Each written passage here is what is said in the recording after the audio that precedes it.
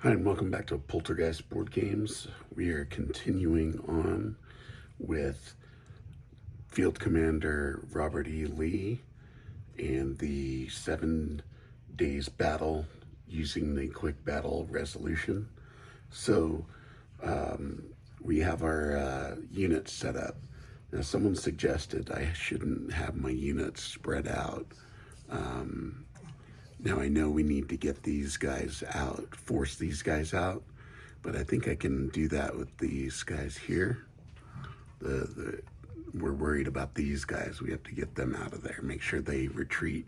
So I think what I'm going to do is reorganize here. So I'm going to take Longstreet, AP Hill, the Robert E. Lee counter, and combine with Stewart, Hill, and Pendleton down here, and I'll put them in the south. We have our garrison and fortification, because someone suggested that, you have the garrison and fortification that has a 10 combat value, so it can kind of hold its own there.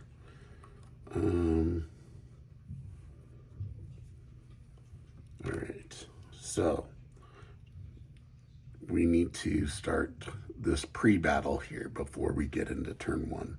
So we're going to follow along with these awesome rules that Vincent came up with. This is like the condensed version. It's only 6 pages now. But so the first thing you're going to do in the pre-battle sequence, you're going to roll on the Fog of War table, and we're going to use the regular table, and that is in the bigger book that's like 40 pages. So this is the regular thing here. So we will roll 1 die. We get a 9.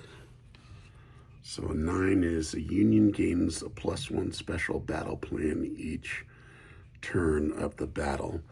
Now there's a modified version for this.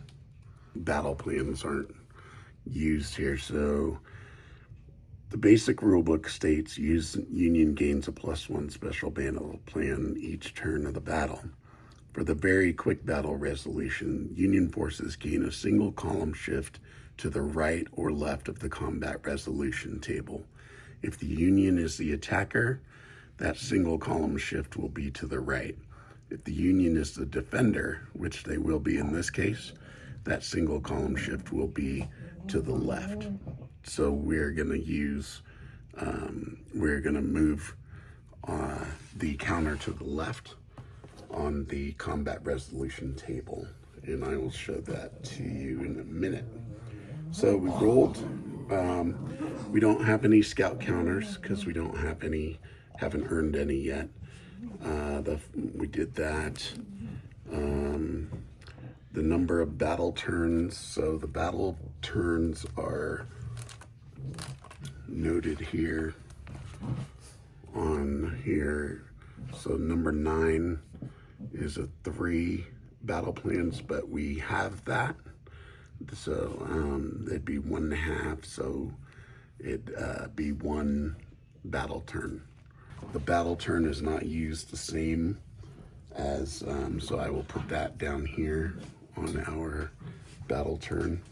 It's used as a multiplier for when you when you're doing the casualty hits.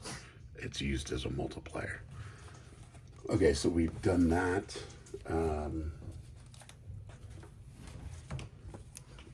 Battle turns result the Fog of War event.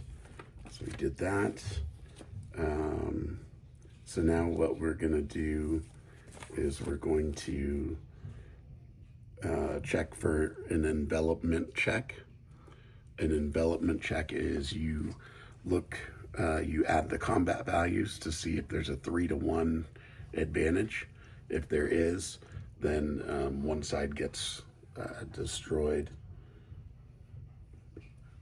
And so 3, 6, 7, 8, 9.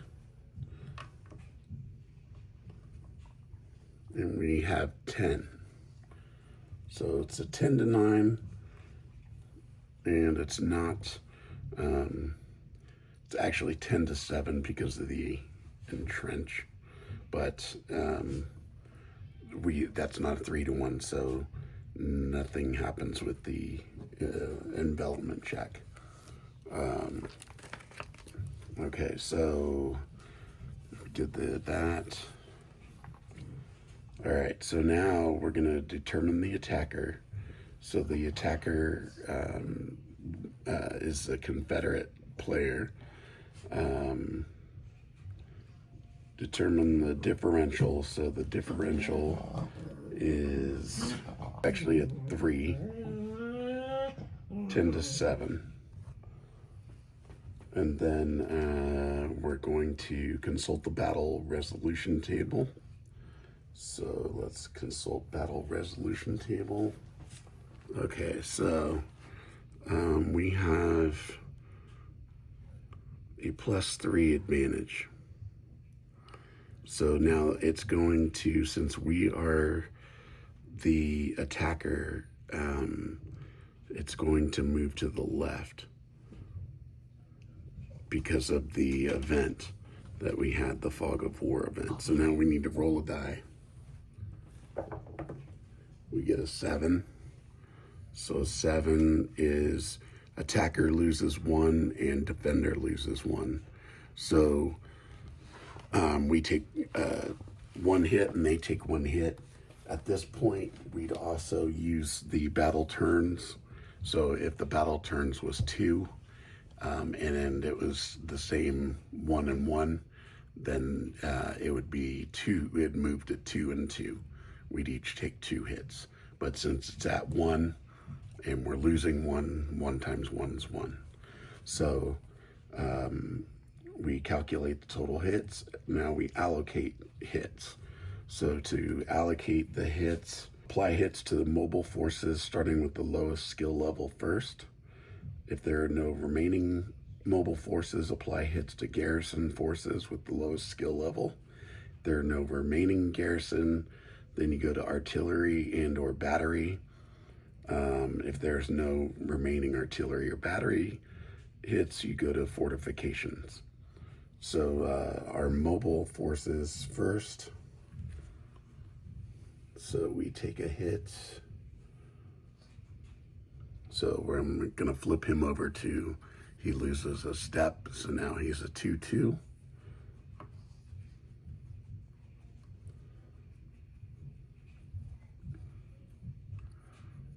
And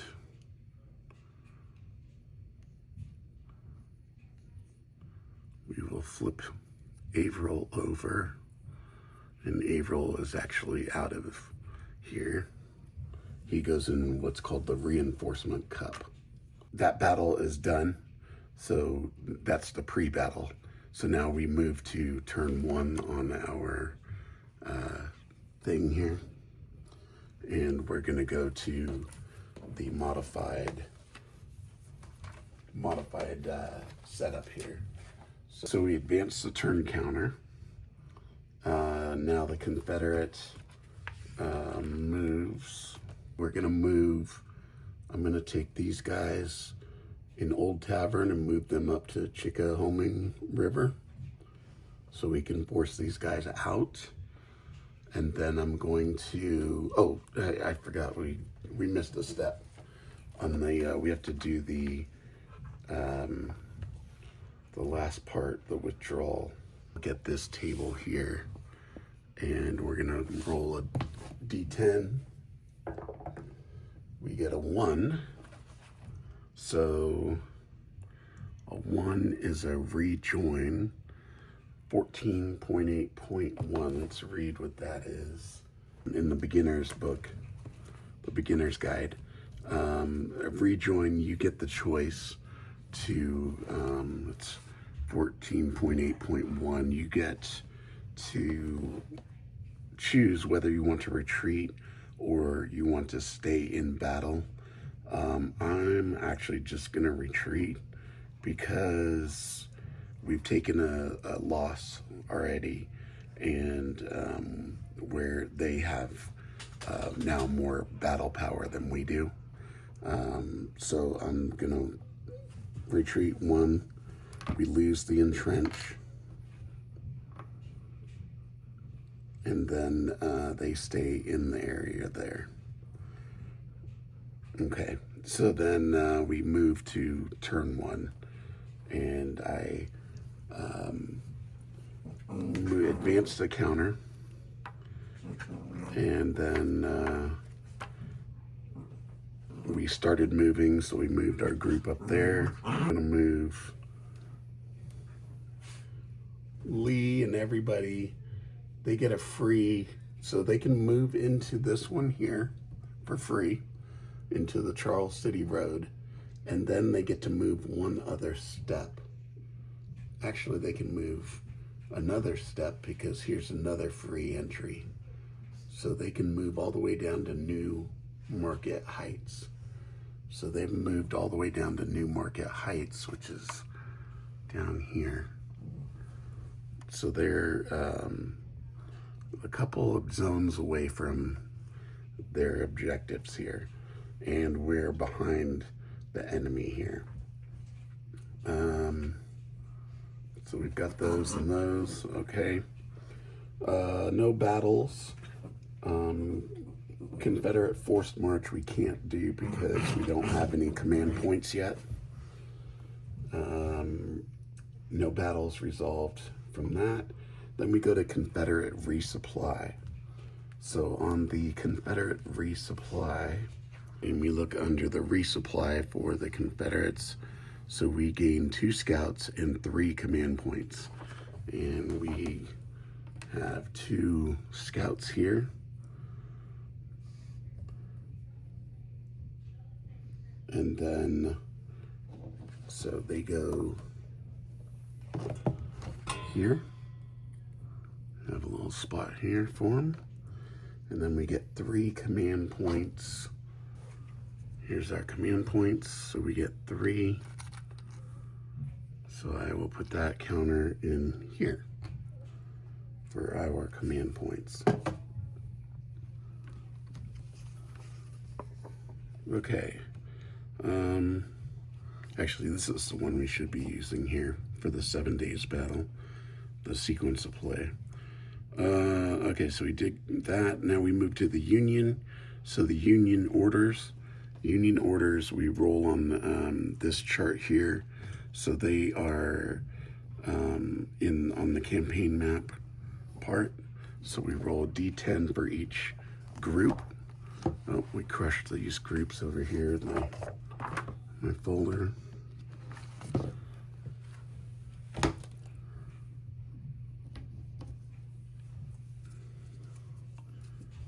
Need to restack. Okay, so we'll start at the top. So we roll a 1. And on a 1, they move towards Malvern Hill.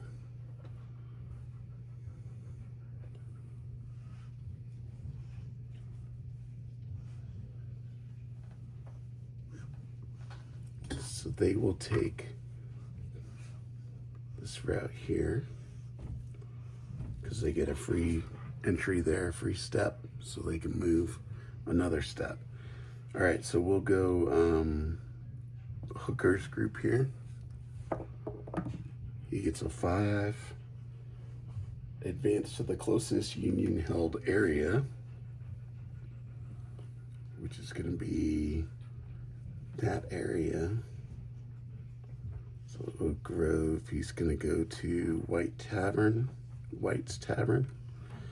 Then we're going to do Couch's group here. 6.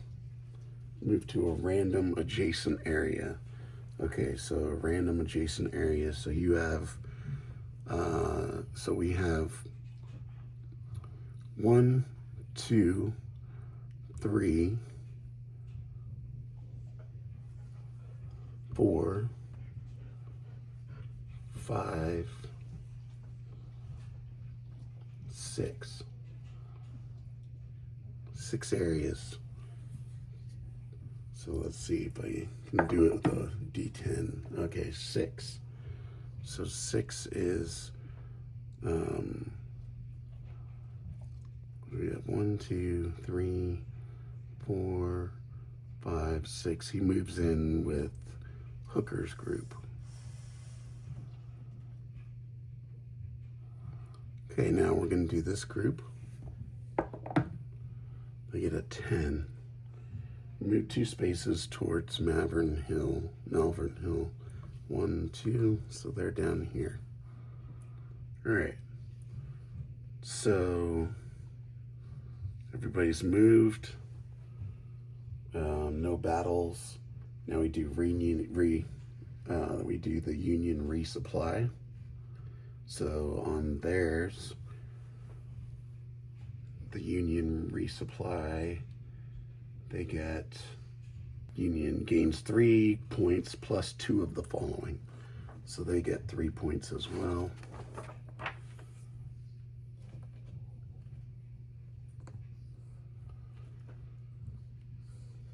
And they get 2 of the following.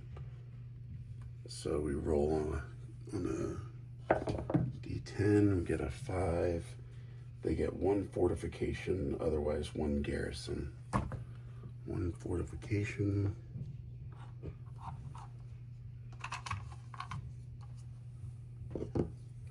So they'll get a fortification, and they will put that down here in the crew house.